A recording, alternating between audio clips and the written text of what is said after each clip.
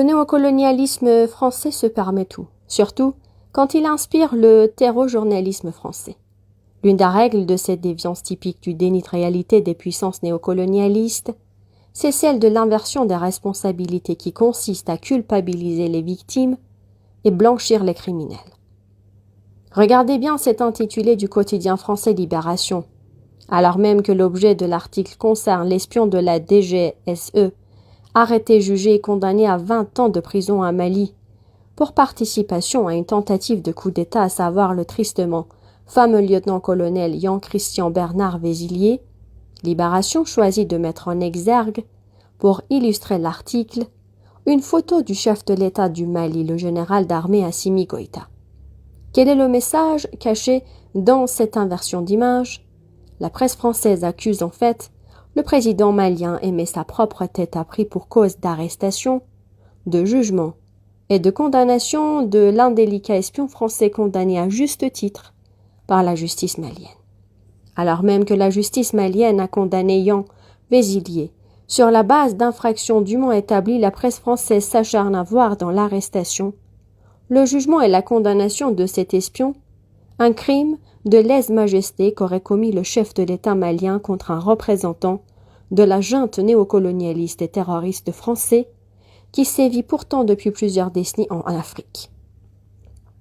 Quand on se souvient des crimes commis par les mercenaires terroristes sous le leadership de Yad Ag-Ghali, Ag al-Ghabas, Bilal Ag-Sherif et bien d'autres terroristes au Mali, lors de leur attaque complexe, coordonnée et massive du 25 avril 2026, qui a coûté la vie à des dizaines de personnes, parmi lesquelles le ministre d'État de la Défense du Mali, on comprend alors que la publication de Libération est une désignation de cible pour les futures opérations de l'impérial terroriste. Dès lors, si les autorités maliennes savent désormais très bien que leurs têtes sont soumises à prix à Paris, pourquoi commettraient-elles l'erreur d'accorder une grâce présidentielle à un élément du DGSE? Le Mali a choisi son camp, défendre sa souveraineté. À lui désormais de rester fidèle à cette exigence de dignité, de justice et d'indépendance qui fonde la révolution sahélienne en cours.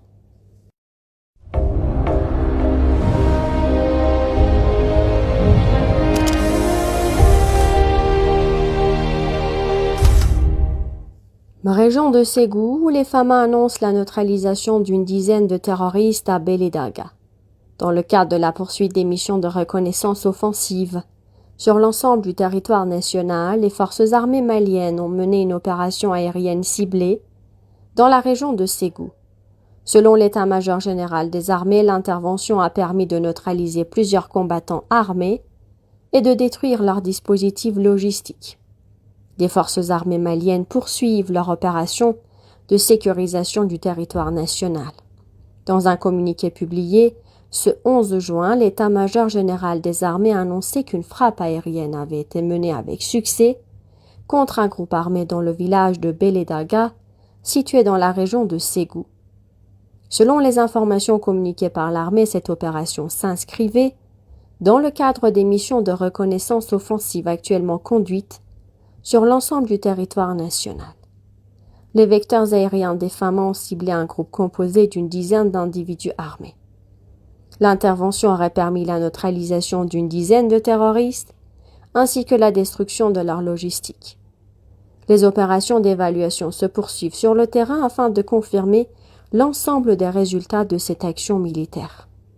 Pour l'état-major général des armées, cette opération constitue un nouveau revers pour les groupes armés terroristes qui tentent de déstabiliser les localités de la région et d'entraver les efforts de retour à la paix, à la sécurité et au développement dans le pays.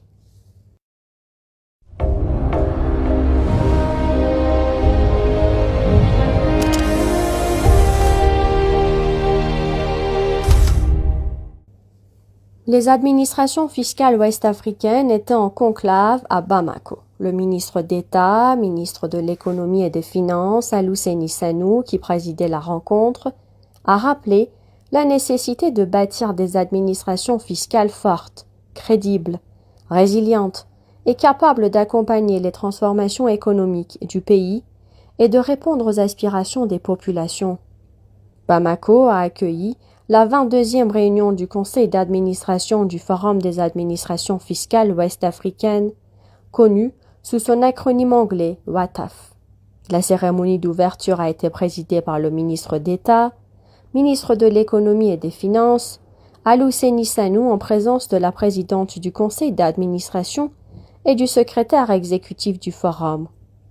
Cette session est consacrée à l'examen des questions du gouvernement, à la préparation des documents de base de la prochaine Assemblée générale ainsi qu'au renforcement du dispositif institutionnel et financier de l'organisation. Dans son intervention, le secrétaire exécutif du FAFOA a souligné que la mobilisation efficace des ressources intérieures demeure une priorité stratégique pour les États de la sous-région.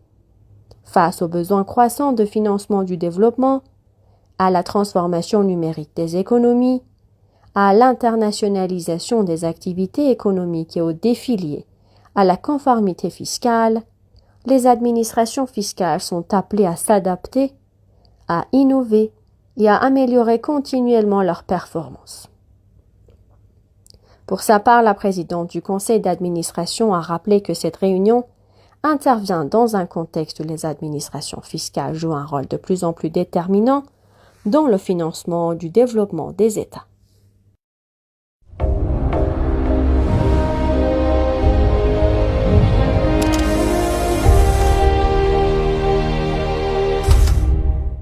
Le général d'armée malienne Assimi Goïta et son hôte ont procédé à un examen approfondi de la coopération entre Bamako et Cotonou, exploré les voies et moyens susceptibles de la renforcer, en vue de l'adapter aux réalités et besoins prioritaires des deux pays.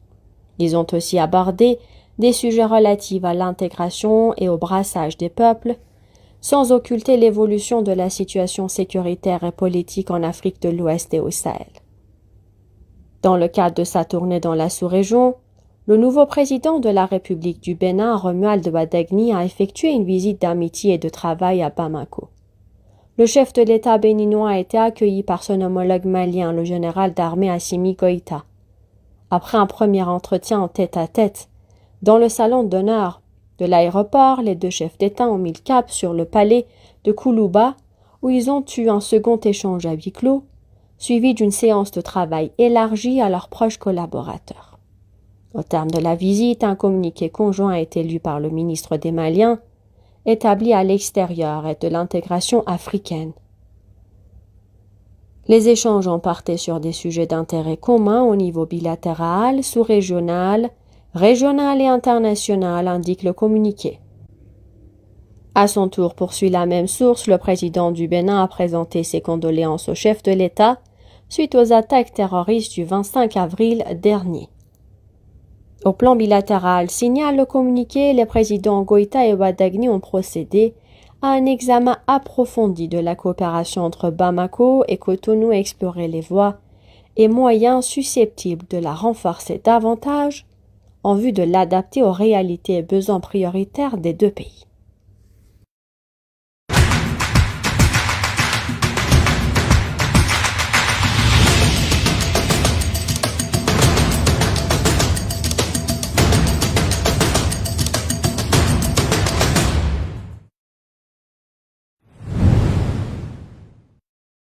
L'Ouganda lance la construction de l'aéroport international de Kidepo pour renforcer son offre touristique.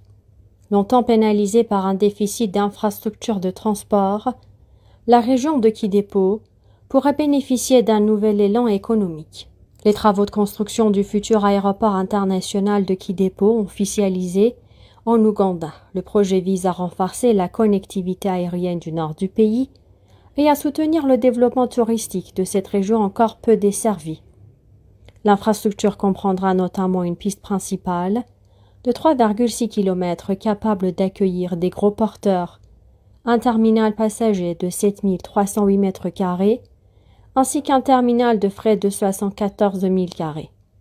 Évalué à 269 milliards de shillings ougandais, le projet sera financé par la Chambre de commerce et d'industrie de Sharjah des Émirats arabes unis dans le cadre d'un accord conclu avec le gouvernement ougandais.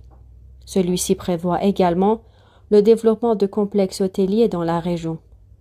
La zone abrite le parc national de la vallée de Kidepo, l'une des principales réserves animalières du pays d'Afrique orientale, et un actif stratégique pour son industrie touristique.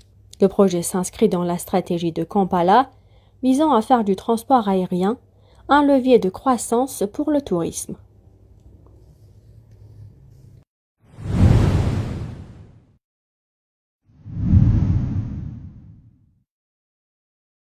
Au Niger, Coris Bank co-arrange un financement de 288 millions de dollars auprès d'Afreximbank. Coris Bank Niger et NAB Consulting ont participé à la structuralisation d'une facilité de 250 millions d'euros en faveur du Niger. Le montage, adossé à des recettes d'exportation identifiées, soutiendra la réalisation de projets prioritaires, tout en sécurisant le remboursement du prêt. Coris Bank Niger et NAB Consulting, société de conseil en services financiers, basée au Sénégal, ont co-arrangé un financement de 250 millions d'euros en faveur de l'État du Niger. Annoncé le 10 juin, la facilité a été accordée par Afreximbank afin de soutenir la mise en œuvre de projets dans plusieurs secteurs essentiels du pays, notamment l'agriculture, l'énergie, la santé, les infrastructures ainsi que les petites et moyennes entreprises et les petites et moyennes industries. Le financement repose sur un mécanisme adossé à des recettes d'exportation identifiées du Niger.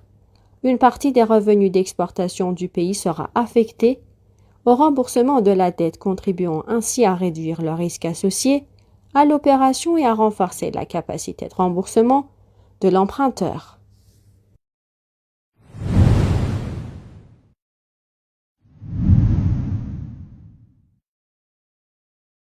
Au Kenya, Family Bank obtient le feu vert pour son introduction en bourse. Initialement annoncé en 2023, le projet de cotation avait été suspendu dans un contexte de conditions de marché défavorables. Sa relance devrait dynamiser le marché boursier kényan, qui manque de papier frais. Family Bank, une banque kenyane de taille intermédiaire, a annoncé avoir obtenu le feu vert de l'autorité kenyane des marchés de capitaux pour s'introduire sur la bourse de Nairobi. La banque procédera à partir du mardi 23 juin à une introduction par cotation directe, une formule qui permet de rendre les actions existantes négociables sur le marché sans en émettre de nouvelles, ni solliciter de capitaux supplémentaires auprès des investisseurs.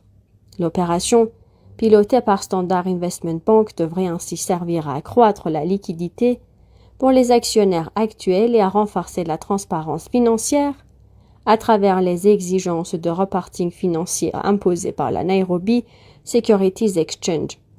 Le choix de Family Bank d'entrer sur le marché boursier sans lever de nouveaux capitaux survient après le renforcement de la base de capitaux dans l'établissement au cours des dernières années.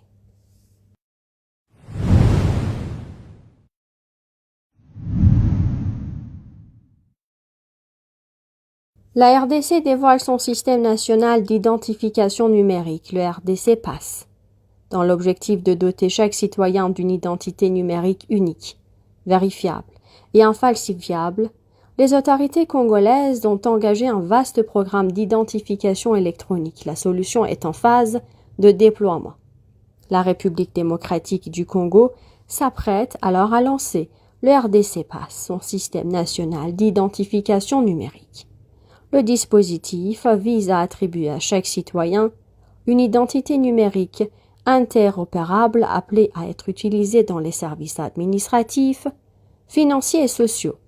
L'objectif est de réduire les lourdeurs administratives, de limiter la fraude documentaire et de faciliter l'accès aux services publics dans un pays où les systèmes d'identification restent encore fragmentés et inégalement accessibles. Le développement du RDC PASS repose sur un investissement évalué à 97,1 millions de dollars selon le ministère du Plan. Le projet s'inscrit dans un partenariat public-privé signé entre l'État congolais et Trident Digital Tech DRC Africa SAS, filiale du groupe singapourien Trident Digital Tech Holding. Ce partenariat, conclu sur une durée de 20 ans, confère à l'entreprise le rôle de fournisseur exclusif des services d'identification électronique reposant sur des technologies web et des mécanismes de vérification numérique avancés.